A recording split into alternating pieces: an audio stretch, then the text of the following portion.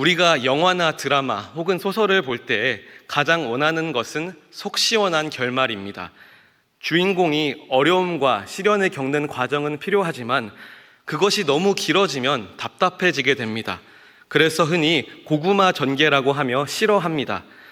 결국 많은 사람들이 기다리는 것은 이 악이 심판받고 선이 승리하는 그러한 사이다 같은 결말입니다. 사실 우리 전래 이야기나 이 고대 설화들도 대부분이 이러한 구조를 가지고 있습니다. 악을 행하는 자는 반드시 벌을 받고 이 선이 승리하는, 선한 자는 결국 보상을 받는 그러한 권선징악의 구조입니다. 우리는 이러한 결말에 익숙하고 또한 그러한 것을 원합니다. 오늘 본문인 이 창세기 34장은 겉으로 보면 그렇게 보이는 것 같습니다. 디나의 욕보인 세겜이 결국 칼에 맞아 죽게 되고 디나가 집에 돌아오게 됩니다. 마치 정의가 세워진 것 같고 속이 시원해지는 그러한 장면인 것처럼 보입니다. 그런데 우리가 막상 본문을 깊이 들여다보면 그 결말이 우리가 기대한 것처럼 단순히 시원치 않습니다. 오히려 이것을 들여다보게 되면 우리의 눈살이 찌푸려지게 됩니다. 우리가 34장의 앞부분을 잠깐 함께 돌아보겠습니다. 야곱의 딸 디나는 이 세겜 땅에 갔다가 하몰의 아들 세겜에게 붙잡혀서 욕을 당하게 되었습니다. 그 후 이 세겜은 디나를 사랑하게 되어서 결혼을 원했고 그의 아버지 하몰이 야곱에게 와서 혼인을 제안했습니다.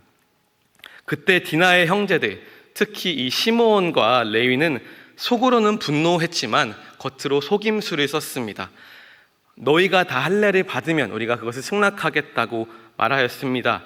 그래서 그 성읍의 모든 남자들이 할례를 받게 되었습니다. 그리고 오늘 우리가 함께 본 이 본문 말씀이 그 뒤의 사건입니다. 할례의 고통으로 인해서 움직이지 못하는 그 3일째에 시므온과 레이가 칼을 들고 습격하여서 모든 남자를 죽이고 이 하물과 세겜까지 죽이고 누이를 데려오게 됩니다. 오늘은 이 사건 속에서 등장하는 사람들, 곧 그들 각각의 입장을 먼저 살펴보려고 합니다. 먼저 우리가 디나의 오빠들 시므온과 레위의 입장을 보겠습니다. 왜 하필 이 두 사람이었을까요? 성경은 분명하게 이들의 이름을 밝히고 있습니다. 단순히 장자 르우벤이나 이 요셉이 아니라 디나와 같은 어머니 레아의 아들들이었습니다. 우리가 잘 알고 있듯이 야곱은 라헬을 더 사랑했습니다. 레아는 늘 덜 사랑받는 아내였고 자식들도 그것을 알고 있었습니다. 그렇다면 이 디나가 레아의 딸이라는 것은 어떠한 의미일까요? 오빠들의 마음에는 이 아버지는 우리 누이를 위해서 끝까지 싸워주지 않을지도 모른다라는 그러한 불안함이 있었을 수 있습니다. 아버지에 대한 서운함과 불신, 그리고 이 누이가 당한 수치가 함께 뒤섞여 있었던 것입니다. 그 마음은 결국 우리 31절에 이러한 외침으로 나타났습니다. 우리 누이를 창녀처럼 대우하게 하겠는가? 이 말은 단순한 분노의 표현이 아니었습니다. 누이의 가치를 지키겠다는 어떠한 절규의 표현이었습니다. 당시 사회에서 이 여인이 수치를 당한다는 것은 이 개인의 문제뿐만이 아니라 이 가문 전체의 명예가 땅에 떨어지는 것이었습니다. 그런데 여기서 더 중요한 사실이 한 가지 있습니다.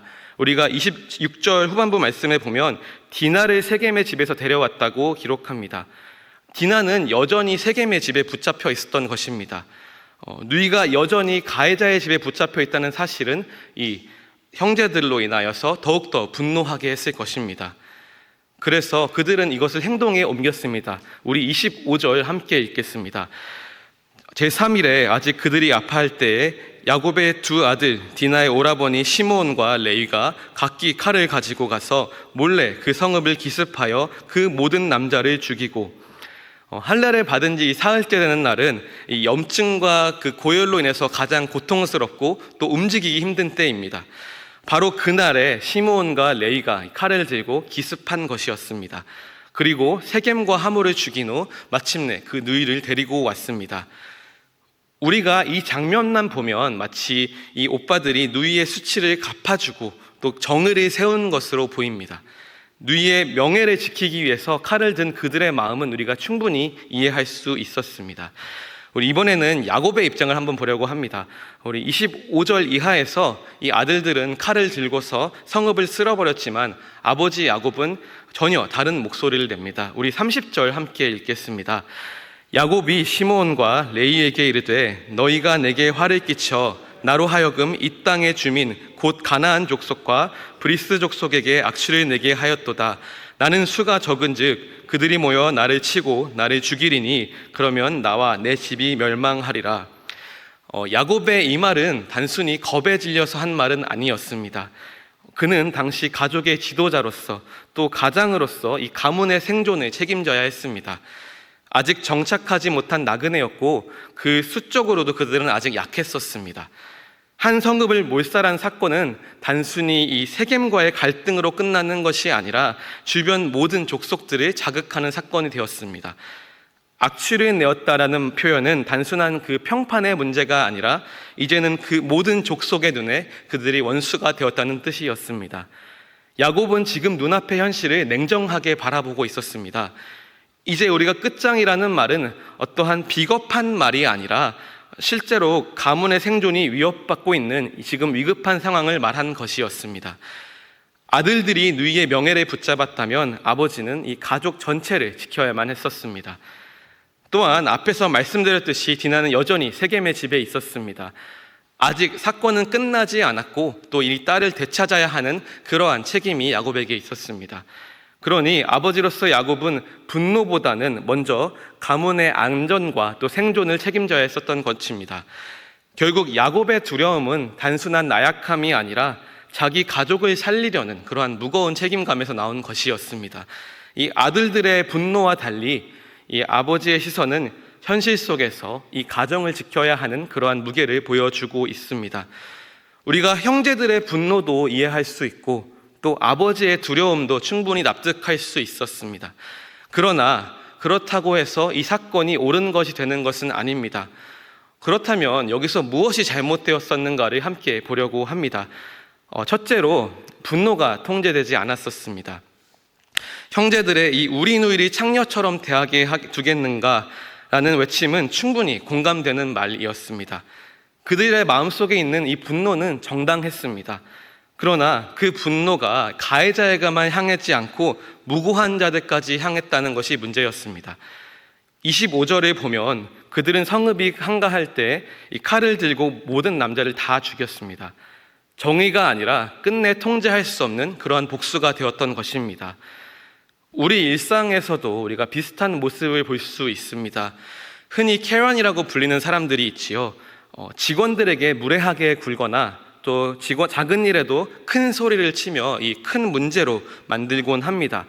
그런데 우리가 이들을 가만히 보면 전혀 이유가 없는 것은 아닙니다. 주문한 음식이 잘못 나왔다든지 아니면 어떠한 사람들이 차를 너무 자기 집에 가까이 댔다든지 충분히 기분이 나쁠 수 있는 상황들입니다.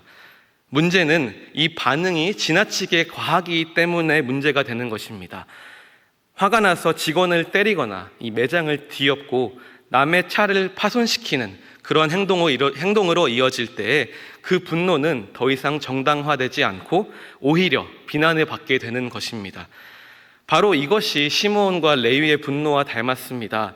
누이를 향한 이 수치심은 이해할 수 있고 그 분노는 이해할 수 있지만 그 반응이 통제되지 못했을 때 이것은 더 큰 상처와 또 죄를 낳게 되었습니다. 하나님은 이러한 분노를 기뻐하지 않으십니다. 왜냐하면 그것은 하나님의 공의가 아니라 우리의 감정이 주인이 된 행동이기 때문입니다. 성경은 원수 갚는 것이 내게 있으니 내가 갚으리라고 말합니다. 우리도 마찬가지입니다. 우리가 아무리 정당한 분노라고 할지라도 그것을 통제하지 못하고 이 감정을 휩쓸리게 되면 안 됩니다. 그렇다고 무조건 이 불이나 사기를 당했을 때 좋은 게 좋은 거다라고 넘어가라는 것은 아닙니다. 그렇게 한다면 오히려 하나님이 우리에게 맡기신 책임을 회피하고 게으를 수 있는 것입니다. 예수님도 성전이 더럽혀지거나 하나님의 이름이 욕되었을 때 분노하고 행동하셨습니다. 그러므로 우리가 생각해야 될 것은 이 분노가 정당한 것인가가 아닙니다. 이것이 덕이 되는가, 이것이 하나님께 영광이 되는 것인가입니다. 음식을 주문했는데 우리가 주문했던 소스가 빠졌다면 화가 날 수 있고 충분히 이야기할 수 있습니다. 갑자기 옆차가 위험하게 끼어들면 우리가 놀라고 화가 나서 경적을 울릴 수 있습니다. 그러나 그 반응이 거기서 멈추지 않고 직원에게 소리를 지른다거나 우리가 그 차를 따라가서 위협을 하게 된다면 그것은 덕이 되지 않고 하나님께 영광이 되지 않는 행동입니다. 그리고 설령 그 순간에 우리가 직원과 싸워서 큰 소리로 싸워서 내가 이긴 것처럼 보이고 결국 내 말이 옳았다고 인정을 받는다고 할지라도 그것이 정말 좋은 결과는 아닙니다. 왜냐하면 옳음이 인정되는 것보다 중요한 것은 그 상황 속에서 우리가 하나님의 자녀답게 행동했는가, 하나님께 영광을 돌렸는가이기 때문입니다. 얼마 전 이 아이다호에서 충격적인 사건이 있었습니다. 같은 집에서 살던 대학생 4명이 이 한밤중에 칼에 잔인하게 목숨을 잃은 사건이었습니다.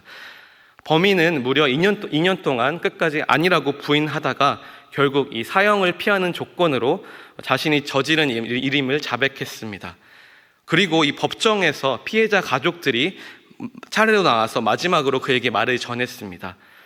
어떠한 가족은 살인자를 향해서 조롱하고 또 분노를 쏟아냈습니다. 그리고 그 살인자를 향해서 욕을 하였습니다.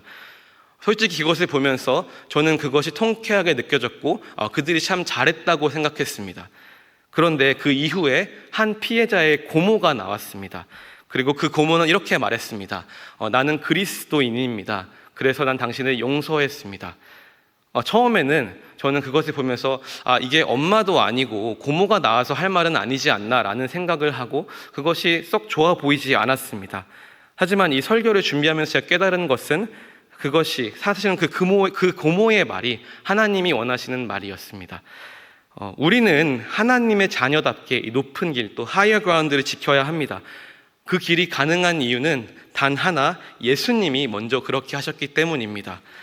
십자가 위에서 자신을 조롱하고 또 죽이는 자들을 향해서 아버지여 저들을 사하여 주옵소서 이렇게 기도하신 주님이 계셨기에 우리도 분노 속에서 용서와 사랑을 선택해야 할 줄 믿습니다. 둘째로는 이들이 두려움 속에서 침묵한 모습이 잘못되었습니다. 야곱은 딸 디나가 욕을 당했다는 소식을 들었지만 그것에 대해서 아무런 말을 하지 않았습니다. 성경은 그가 침묵했다고 분명히 기록하고 있습니다. 물론 성급하게 분노를 터뜨리는 것도 지혜로운 태도는 아닙니다. 하지만 이 경우 야곱의 침묵은 지혜라기보다는 이 책임을 외면하는 그러한 모습입니다. 아버지로서 또 가족의 영적 지도자로서 이 야곱은 마땅히 목소리를 내야 했습니다. 억울한 일을 당한 딸의 곁에서 그를 위로해야 했고 잘못된 일을 한 세겜과 그의 아버지 하몰에게 분명히 책임을 물어야 했습니다. 그러나 그는 그렇게 하지 않았습니다. 그의 침묵은 가정을 지키지 못한 방관이 되었고 더욱더 큰 불행을 가져오게 되었습니다. 성경은 종종 침묵의 지혜를 말합니다. 그러나 이 사건에서의 침묵은 지혜가 아니었습니다. 오히려 하나님이 맡기신 책임을 놓친 태도였습니다. 하나님이 우리에게 주신 자리에서 우리가 마땅히 말해야 할 때, 또 행동해야 할 때 우리가 침묵한다면 그것은 지혜로운 인내가 아니라 무책임한 회피일 뿐입니다. 우리도 이러한 모습을 보일 때가 있는 것 같습니다. 우리가 불의를 보면서도 침묵할 때가 있습니다. 직장에서, 학교에서 또는 가정에서 하나님의 사람으로서 해야 할 일이 무엇인지 알면서도 괜히 불편해질까봐, 내가 손해를 입게 될까봐, 혹은 나에게 불이익이 돌아올까봐 입을 다물 때가 있습니다. 그러나 그 침묵은 언제나 지혜로운 것은 아닙니다. 이 믿음 없는 침묵은 결국 불의와 타협으로 이어지기 때문입니다. 더 큰 문제는 그 침묵이 결국 하나님의 영광을 드러낼 기회를 잃게 한다는 것입니다. 세상은 여전히 진리를 말할 사람을 찾고 있습니다. 가정에서 부모가 아이에게 옳고 그름을 분명히 말하지 않으면 아이는 혼란 속에서 자랄 수밖에 없습니다. 교회가 이 세상의 가치관과 타협하면서 침묵한다면 세상은 오히려 교회의 목소리를 무시하게 됩니다. 그리스도인은 단순히 침묵하는 자가 아니라 믿음으로 말해야 할 때 말할 수 있는 사람인 것입니다. 물론 그 말은 거친 분노가 섞인 말이 아니라 사랑 안에서 진리를 말하는 것입니다. 두려움이 아니라 믿음으로, 또 자기 보호가 아니라 하나님의 영광을 위해서 우리가 말할 수 있기를 소망합니다. 오늘 본문에서 우리는 야곱 가정이 보여준 두 가지 큰 문제를 보았습니다. 첫째는 우리가 분노가 통제되지 못했을 때 어떠한 큰 결과를 낳는지를 보았습니다. 둘째는 두려움 속에 침묵하며 또 하나님을 신뢰하지 못했을 때 더 큰 혼란을 불러오는 것도 보았습니다. 이것은 단지 야곱 가정의 문제가 아니라 오늘 우리의 문제이기도 합니다. 우리는 분노에 휩쓸려서 더 큰 상처를 만들기도 하고 또 두려움 때문에 침묵하며 이 불의와 타협하기도 합니다. 그러나 놀라운 사실은 그 실패에도 불구하고 하나님은 여전히 그들과 함께 계셨다는 것입니다. 오늘의 본문 뒷장 35장을 보게 되면 하나님이 주변 성읍들에게 두려움을 허락하셔서 아무도 야곱과 그의 가족을 추격하지 못하게 하셨습니다. 야곱이 두려워하던 일이 실제로 일어나지 않게 된 것은 그의 계산이나 준비 때문이 아니라 오직 하나님의 은혜와 개입 때문이었습니다. 마찬가지로 오늘 우리의 삶도 그렇습니다. 우리가 분노를 통제하지 못하고 또 때로는 두려움 속에 침묵해도 하나님은 우리를 포기하지 않으십니다. 오히려 예수 그리스도를 통해서 우리에게 더 큰 은혜를 베푸십니다. 예수님은 불의 앞에서 침묵하지 않으셨고 그러나 그 분노에 휩쓸려서 무고한 자를 치지도 않으셨습니다. 오히려 자신이 십자가에서 죽음을 당하심으로 참된 정의와 구원을 이루셨습니다. 그러므로 사랑하는 성도 여러분, 우리의 분노와 두려움 속에서도 하나님은 여전히 우리와 함께 하시는지를 믿으시기 바랍니다. 그 하나님을 의지하며 정말 우리의 감정을 다스리고 또 믿음으로 살아가는, 담대히 살아가는 저와 여러분들 되시기를 주님의 이름으로 축원합니다.